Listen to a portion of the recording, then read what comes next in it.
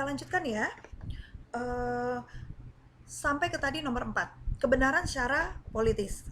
Kebenaran secara politis itu yaitu tidak boleh menyimpang dari konteks judul atau organisasi di mana teman-teman akan ambil datanya. Jadi sesuai dengan kenyataannya. Tadi seperti yang saya contoh, mengambil contoh pajak. Mengambil contoh pajak juga koresponden terhadap masyarakat, minat masyarakat untuk membayar pajak di bulan-bulan pajak misalnya, itu juga sangat penting untuk membuat pertanyaan yang sesuai dengan kenyataan sebenarnya. Misalnya contoh teman-teman membuat bagaimana Anda mengetahui membayar pajak di mana atau mendapat informasi membayar pajak dari mana. Sejauh mana Anda keinginan untuk membayar pajak misalnya, itu dari pertanyaan-pertanyaan ya, dalam bentuk esai ataupun dalam bentuk pilihan seperti multiple choice atau bentuk pilihan setuju, tidak setuju dan lain sebagainya. Jadi itu juga sesuai dengan keadaan sebenarnya di mana teman-teman mengambil uh, objek dari peneliti teman-teman ya. Oke, sekarang kategori jawaban. Kuesioner construction atau tata cara mengisi dalam pembuatan dari kuesioner juga harus, kategori jawabannya juga harus sesuai dengan judul riset penelitian yang teman-teman akan ambil. Jadi pertanyaan yang teman-teman buat, teman-teman harus tahu jawabannya, di mana berbagai macam pilihan koresponden untuk melihat atau memilih jawaban itu harus sesuai juga. Misalnya sangat setuju, setuju, kurang setuju, tidak setuju. Jadi ada 4 pilihan kategori jawaban yang diminta. Itu untuk selain untuk mempermudah teman-teman dalam membuat riset penelitian, juga membuat kemudahan si pengisi kuesioner. Mereka tidak akan terlalu sulit dan terlalu banyak berpikir dalam mengisi suatu jawaban dari teman-teman, karena sebuah kuesioner juga harus mempermudah mempermudah karena mereka terkadang koresponden tidak membutuhkan waktu yang cukup lama untuk mengisi kuesioner. Sebagian orang kan cukup untuk sangat apa ya, malas ya untuk diberikan pertanyaan yang menyulitkan dan mereka harus berpikir secara uh, banyak gitu, harus saya harus berpikir jawaban saya apa. Itu tidak boleh. Kuesioner ini juga harus memudahkan si koresponden untuk menjawab jawaban dari teman-teman. Oke ya, saya rasa untuk kuesioner construction ini teman-teman cukup paham ya. Oke ya, jadi gak ada lagi alasan untuk mengambil teori atau mengambil riset penelitian kuanti menjadi ketakutan lagi buat teman-teman ya. Justru kuanti ini sangat mudah teman-teman dibanding dengan kuali. Karena kuali itu datanya kan harus detail, dengan harus melakukan fokus group, kemudian konten analisis, bisa juga dengan wawancara, kemudian atau dengan melakukan etnografik, teknik dan lain sebagainya. Tetapi kuanti ini juga mudah, mudah untuk dilakukan. Bahkan lebih simpel dan lebih mudah untuk dilakukan dalam kehidupan sehari-hari. Apalagi teman-teman mengambil organisasi atau perusahaan yang diambil untuk pengambilan riset penelitian, itu adalah tempat di mana teman-teman bekerja, itu akan sangat mudah sekali. Jadi tidak perlu repot untuk mencari data, mencari koresponden, siapa yang akan menjadi target sasarannya dan lain sebagainya. Itu ya. Oke ya. Nah, sekarang bagaimana sih cara kita mencari respondennya untuk mencari orang kuanti dalam melakukan penelitian kuanti? Oke, ada 5 cara dalam proses pengambilan keputusan untuk mengambil metode kuanti. Yang pertama adalah mailed questionnaire, telepon survei, personal interview, omnibus and piggy bank survey, web and email survey. Oke, saya akan jelaskan satu-satu ya, how to reach respondent. Oke, yang pertama, kuesioner surat. Kuesioner surat ini sebenarnya sudah jarang dipakai dalam seorang peneliti ya, tetapi tidak menjadi satu kesulitan bahwa kuesioner surat ini juga bisa dilakukan teman-teman dalam mencari data atau informasi untuk riset penelitian teman-teman. Oke ya, di sini minat kuesioner di sini memang sedikit kecil ya. Kalau teman-teman lihat nih presentasinya minat kuesioner nih. Kalau melalui surat, yang pertama kalau perusahaan komersial nih terhadap masyarakat umum itu biasanya 1-2%. Kecil ya. Oke, nggak ada masalah.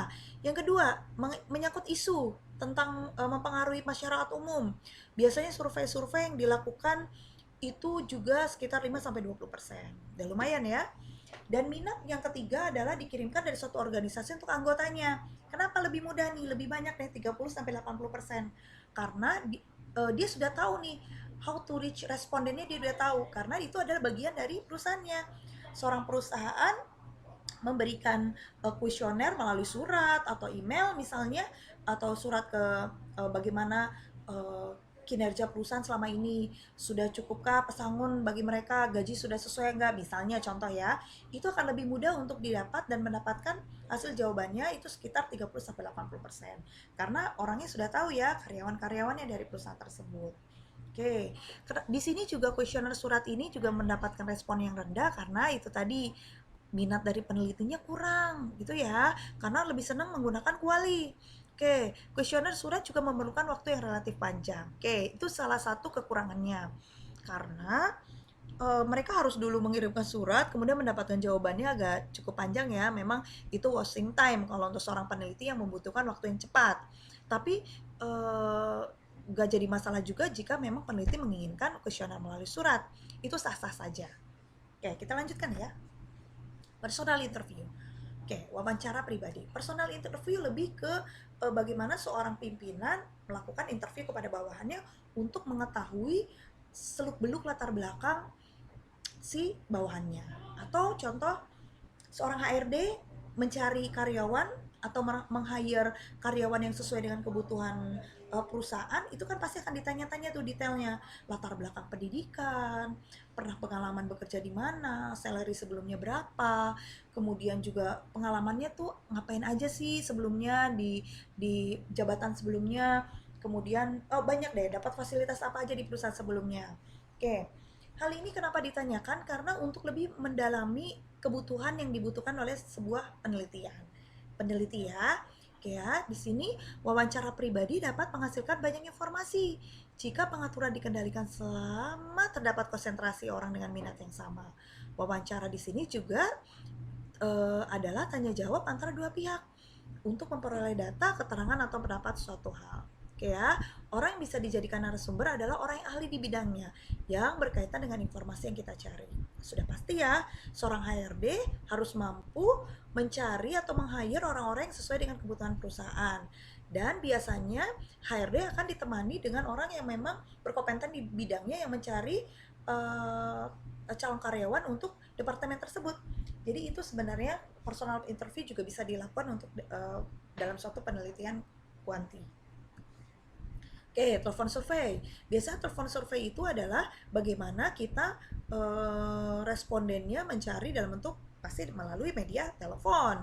Oke ya, di sini keuntungan survei melalui telepon adalah satu, langsung ada tanggapan, langsung ya. Jadi misalnya ibu setuju atau tidak setuju, itu langsung dijawab tuh. Jadi seorang peneliti akan langsung dapat jawabannya pada hari itu juga. Tidak harus menunggu surat yang harus menunggu balasan, itu ya. Oke, yang kedua, pemberitahuan melalui telepon bersifat pribadi. Oke, karena apa? Karena uh, orang lain tidak akan mengetahui jawaban teman-teman. Semua bentuk koresponden atau responden yang masuk data di seorang peneliti wajib untuk dirahasiakan. Itu adalah kode etik ya. Tidak boleh keluar dari kode etik. Kita tidak boleh membocorkan rahasia kepada khalayak atau kepada orang lain. Sedangkan kita mencari data untuk kepentingan pribadi kita. Itu merupakan kode etik yang tidak sopan jika kita menginformasikan masalah pribadi orang lain ke responden kita kepada orang lain. Itu nggak sopan ya. Oke. Ketiga, sebuah peneliti menggunakan media telepon lebih efektif daripada door to door dan wawancara orang satu persatu.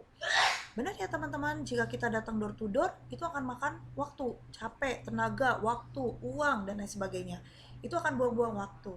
Dan mewawancari orang satu persatu juga akan sulit ya, seperti wawancara pribadi yang kecuali memang itu adalah orang-orang yang memang benar kita sesuai dengan judul skripsi kita atau judul penelitian kita yang memang mencari tentang isi dalam penelitian, misalnya tentang ras, kita ambil mau ras orang Chinese misalnya, ras Chinese itu kan berarti kita harus menanyakan secara personal kepada orang Chinese yang bersangkutan, mengetahui sejauh mana sih orang Chinese itu memiliki kebudayaannya, latar belakang